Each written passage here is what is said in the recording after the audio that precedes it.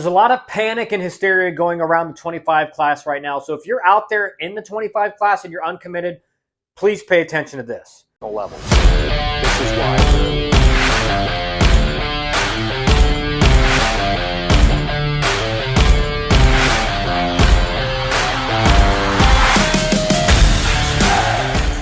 So the reason all of that is happening is because we have to think about it logically.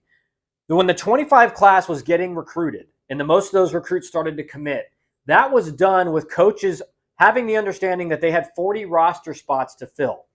So going into the summer, most of the Power Fives, a lot of the mid-majors were needing maybe a few more guys, some a little bit different, but they were really looking to add a couple more pieces, 2, 3 at most. And so all of a sudden, let's say they have 15 guys in a recruiting class, understood that they're going to have 40 spots to fill, and these new rules come out, lowering the roster size to 34. All of a sudden, they don't need 2 or 3 spots to fill. Now, they may have to cut guys because they're not going to have enough room. So one of the first things I wrote here, mass decommits. You guys are going to start seeing this over the next couple of weeks. We're already seeing it on social media. A bunch of players tweeting out that they decided to make a decommitment, or some even saying, because of these new changes, I'm decommitted, my recruitment's now open again. So the most important thing, if you're in the 25 class, guys, go where you're loved. Go somewhere you're going to get a chance to play right away. Some guys right now are sitting at home with an offer that they've committed to and are wondering, am I going to get that call that the offer is no longer on the table because of these new changes? So schools that aren't full in the 25 class, some of the mid-majors, lower tier D1s, D2s, everything like that, JUCOs are going to be waiting to pick up some of these Power 5 decommits and other high-tier schools. You're going to see a bunch of those, like I said. So schools, even if they do have spots open, will they add some high school guys? Sure, but they're also going to wait a little bit to see how many guys are decommitting from Power 5s and higher level schools so they can fill their remaining spots with those guys who they weren't going to have a chance to get otherwise.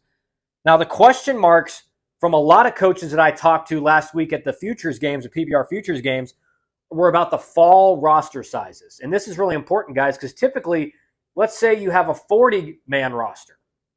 Well, most schools were bringing in over 40, whether that was 45, maybe even 50, and they were giving guys chances to walk on and make it onto the roster. Well, now, schools right now don't have an idea of, will they be allowed to hold over 34 spots in the fall? Will they allowed to bring on walk-on guys? I'm assuming that the NCAA is going to allow them to bring in more, but until that is put out in the open so everyone knows what the rule is, schools are going to be hesitant to add some of those walk-on type players, because if they only have 34, some coaches even brought it up. How are we going to do inter-squads? How are we going to have enough position players to play 2 teams in an inter-squad game in the fall? Are we going to have to play other colleges in the fall? This is all just developing right now. Now, if you are out there and you have a scholarship offer and maybe you've been sitting on it for a few weeks, maybe it's been a month, I would not wait to make a commitment.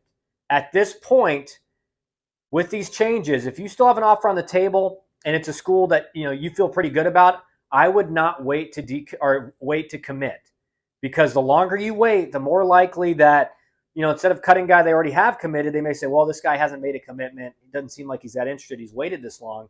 So if you are out there in the 25 class, make sure if you have an offer on the table, probably a good idea to take it. Now, what's the effects going to be on the 26 class and further beyond, 27s, 28s?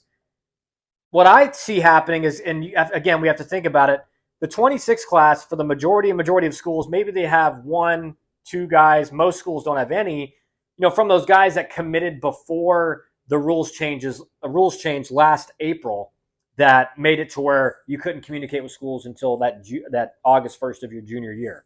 So the 26 class, they're not going to be affected as much as the 25 class. Now, what are the changes going to be?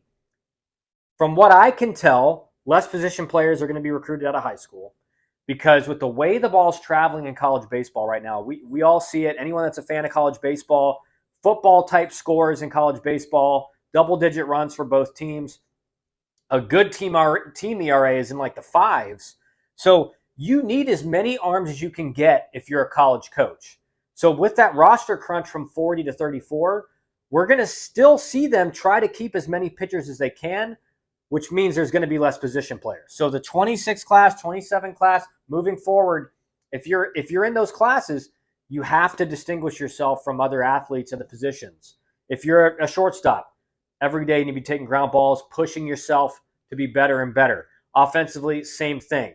So these classes aren't going to be as affected just because now schools will know, well, we only need to fill 34, so they're not going to have a big over-recruited class, not because they wanted to over-recruit, but because these changes have made it so.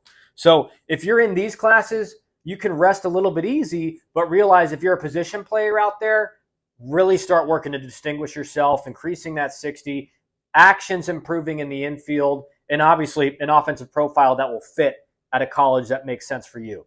So I hope this helps, guys. We're going to be covering this more and more as things continue to develop with the rules being made official and coming out. We're hearing from administrations. If you are looking for help in the recruiting process, go to our website.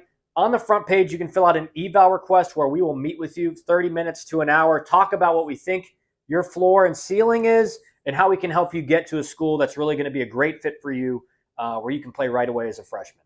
Thanks for watching, and stay tuned for the next video.